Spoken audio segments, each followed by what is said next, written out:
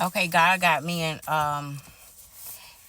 Ezekiel 8, and it's reading about abomination in the temple. There is abomination in the temple. Abomination in the temple means offense in the eyes of God. A thing that caused disgust, hate, wicked, vile, sinful things in the eyes of God. Abomination in the temple means there is idolatry there. Okay? Abomination is something offensive in the eyes of God. I've said that already. Abomination is an evil thing. Abomination and idolatry. Abomination is idolatry. Abomination is a major covenant violation, especially idolatry. Idolatry is the worship of false gods or idols. Okay. So he want me to read Ezekiel 8. I'm not reading all of it, but I'm reading most of it. I'm going to start at verse... all of it. Okay. In the 6th year, on the 5th day of the 6th month, I was sitting in my house. The elders of Judah were sitting before me. There the hand of the Lord fell on me. I looked, and behold, a form resembling fire.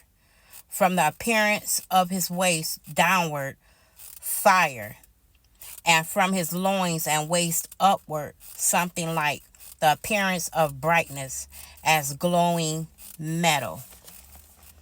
Something like the form of a hand stretched out and took me by the hair of my head. The Ruach lifted me up between the earth and the heaven. He brought me in the vision of God to Jerusalem, to the door of the gate of the inner court facing north, where the idol that provokes furious jealousy, listen to what I'm reading to you people, where the idol that provokes furious jealousy,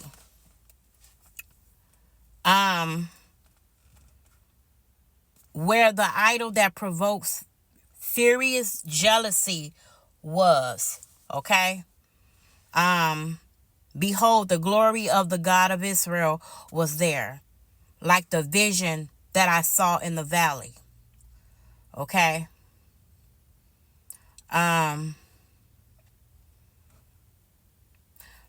Behold, I'm going to start at 5. He said to me, Son of man, lift your eyes toward the north. So I lifted up my eyes toward the north. Behold, north of the gate of the altar was the image provoking jealousy in the entrance. Okay. He said to me, Son of man, do you see what they are doing? Do you see what they are doing?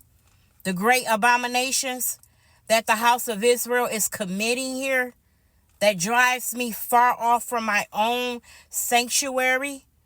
But you will see even greater abominations, right? He brought me to the door of the court. When I looked, behold, a hole in the wall. Then he said to me, Son of man, now dig through the wall. When I had dug through the wall, there was a door.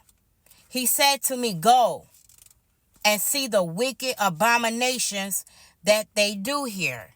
Okay, so he sent Ezekiel to the temple. And he told Ezekiel to look and see the abominations that they are doing here. Right? Son of man, now dig through the wall. Okay, God is he's getting ready to show him more abominations. When I had dug through the wall, there was a door. He said to me, Go and see the wicked abominations that they do here.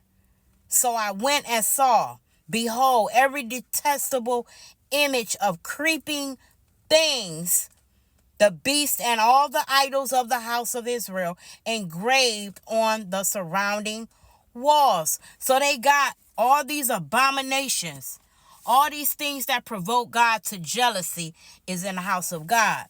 Okay, this is why God said abominations. There are abominations in the temple. Things are really getting ready to hit the fan, people. Okay, once the abomination of desolation hit the church. Okay. All right.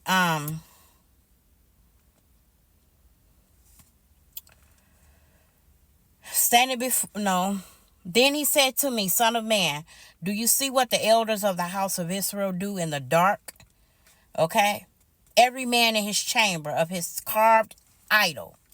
This is the things that these people are doing behind shut doors. These are the things that the people are doing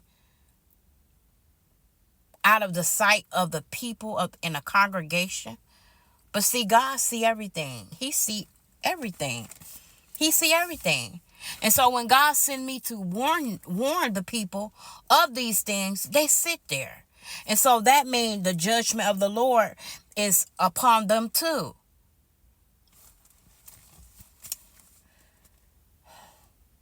So he says, see what the elders of the house of Israel do in the dark. Every man in his chamber of his carved idols, of his carved idol. For they say, the Lord don't see us. This what they think. This what they idle mind think. Okay. An idle mind is the devil's playground, right? Adonai does not see us. Adonai has forsaken the land. Okay. He said further to me, you will see still greater abominations. It gets wickeder. Okay? That they are doing. You will see still greater abominations that they are doing. He brought me to the door of the gate of Adonai's house, the house of the Lord, which was toward the north. Behold, the woman sat there weeping for Tammuz. And I'm going to get to you people about what these things mean. Tammuz is a false god. That's what Tammuz is. The woman weeping over a false god. Okay. Provoking God to jealousy. All of that provokes God to jealousy. You not only serving a false idol, a false god, but you crying over it. Okay. So for the house for Tammuz, the woman sat there weeping for Tammuz, a false god. She was weeping for a false god. He said to me, have you seen this, son of man? You will again even greater abominations than these. He like, it's even more wickeder. Okay. So he brought me into the inner court of Adonai's house. Behold, at the door of the temple of the Lord, between the porch and the altar, were 25 men with their backs toward the temple of the Lord and their faces toward the east. They worshiping not only false gods, but they worshiping the sun too. The devil is busy. The devil is busy on the people of God. Like the devil is busy in these churches. Not only in the churches, but the leaders too. Okay? So, their faces toward the east, right? And they were bowing in worship eastward toward the sun. They were worshiping the sun. He said to me, have you seen this, son of man? Is it too late a thing to the house of Judah that they commit the abominations they practice here? That they must also fill the land with violence and provoke me still more?